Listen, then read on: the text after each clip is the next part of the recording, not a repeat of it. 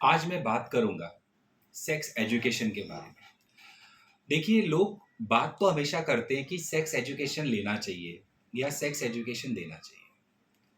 लेकिन अगर हम उनमें किन किन मुद्दों पर बात करनी चाहिए उसके बारे में बात करें तो हमारे दिमाग में एक बहुत बड़ा क्वेश्चन मार्क आ जाता है। उसके आगे कुछ समझ में नहीं आता। अगर हम किसी से पूछे कि सेक्स एजुकेशन में क्या क्या टॉपिक्स आते हैं तो लोगों के दिमाग में आता है कि सेक्स कैसे करना। देखिए, सेक्स कैसे करना ये सेक्स एजुकेशन का बेसिक पार्ट नहीं होता है। उसके अंदर बहुत सारे अलग अलग मुद्दे होते हैं जिन्हें समझना होता है। और फिर सेक्स हमसे, हमारे फैमिली से और हमारे सोसाइटी से कैसे जुड़ा हुआ है, ये उसके बाद हमें ये बात समझ में आती है। तो सेक्स एजुकेशन में सबसे पहले बात आती है ह्यूमन डेवलपमेंट की। अगर हम साइंस में अगर डीप जाकर देखें तो हमारे शरीर की रचना को ही समझ लेना बहुत सारी चीजों को क्लियर कर जाती है। तो जो डार्विन थे उन्होंने बहुत ज़्यादा मेहनत की और उसके बाद में एक बेसिक चीज हमें बताने की कोशिश की कि ये शरीर कहाँ से तैयार हुआ और इस शरीर में समय समय में क्या बदलाव हुआ। हमें वहां पर जाने की जरूरत नहीं है सेक्स एजुकेशन में। हमें बस इतना समझना है कि अलग अलग जेंडर के जो लोग होते हैं उनके शरीर में क्या होता है। समय के साथ साथ में उनके शरीर में जो एनाटॉमिकल चेंजेस होते हैं वो कैसे होते हैं, फिजियोलॉजिकल चेंजेस होते हैं वो कैसे होते हैं। मतलब शरीर के रचना में क्या क्या बदलाव आते हैं, इसी तरह से उसके क्रिया में, उसके काम करने के तरीके में कैसे बदलाव आते हैं।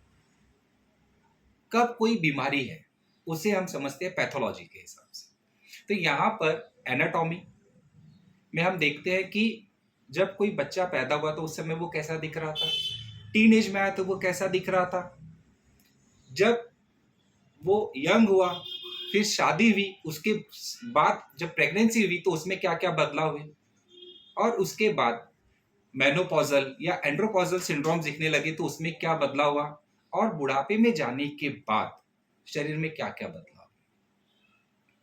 तो ये चीज हम ह्यूमन डेवलपमेंट में जो सीखते हैं या जानने की कोशिश करते हैं, ये खुद एक सेक्स एजुकेशन का बेसिक पार्ट है। इसके बाद इसमें बात आती है जेंडर आइडेंटिटी की कि मैं कौन हूं, मैं एक मेल हूं, मैं एक फीमेल हूं, या एलजीबीटी क्यू में मैं कौन से ग्रुप में आता हूं। इसके बाद बात आती है सेक्सुअल ओरिएंटेशन की कि ये सारी चीजें हमें सेक्स एजुकेशन में ही पता चलती है। दूसरी बात आती है यहां पर रिलेशनशिप की कि मैं खुद क्या हूं, मेरी खुद की एक आइडेंटिटी क्या है, मैं किस सोसाइटी में रहता हूं, और सोसाइटी में मैं जिनके साथ रहता हूं, मैं जिस परिवार में रहता हूं उस परिवार की सोच कैसी है, मैं जिन दोस्तों के बीच में रहता हूं उनकी जो दोस्ती का दायरा है वो कहां से कहां तक है।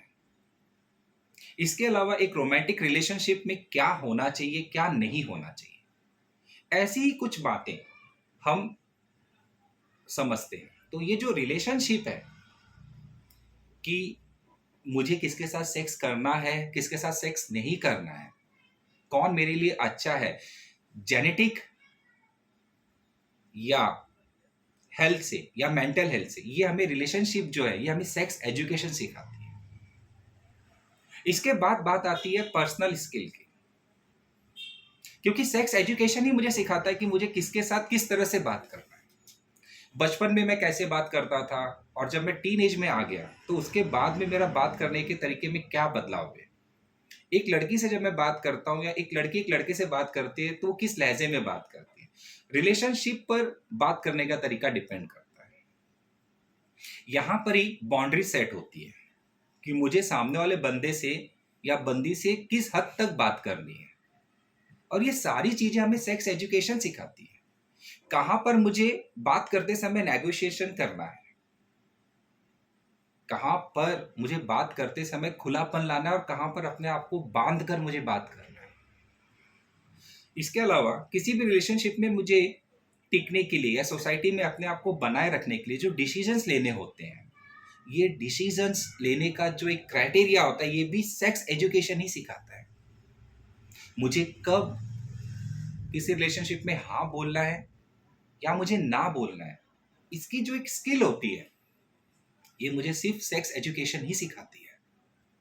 तो सेक्स एजुकेशन ही हमें बताता है कि कौन सा टच गुड है, कौन सा टच बैड है, किसके साथ हमें जाना है, किसके साथ नहीं जाना है, किस रिलेशनशिप को हम बहुत आगे तक लेके जा सकते हैं और कौन सा रिलेशनशिप हमें वहीं पर छोड़ देना है, या उस रिलेशनशिप में हमें क्या क्या चीजें रखनी है और क्या क्या चीजें नहीं रखनी है। ये सारी चीजें समझना, हमारी संस्कृति को समझना, हम सेक्स को समझे बगैर हमारी संस्कृति को नहीं समझ सकते। इसके बाद आता है हमारा सेक्सुअल बिहेवियर। इसमें साइकोसेक्सुअल डिसऑर्डर्स आते हैं, कुछ ऐसे डिसऑर्डर जिसे हम पैराफिलियास कहते हैं।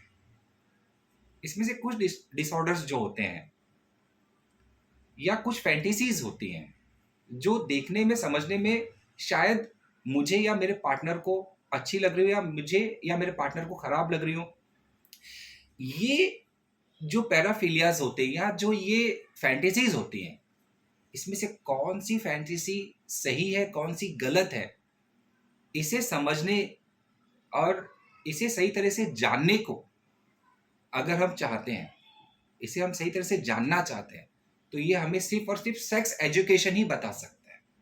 तो साइकोसेक्सुअल डिसऑर्डर्स कौन से हैं और कौन से साइकोसेक्सुअल डिसऑर्डर्स नहीं है, या कौन से साइकोसेक्सुअल डिसऑर्डर बहुत ज्यादा डेंजरस है जहां पर हमें सामने वाले पार्टनर को रोक देना है, ये हमें सिर्फ और सिर्फ सेक्स एजुकेशन ही सिखाता है।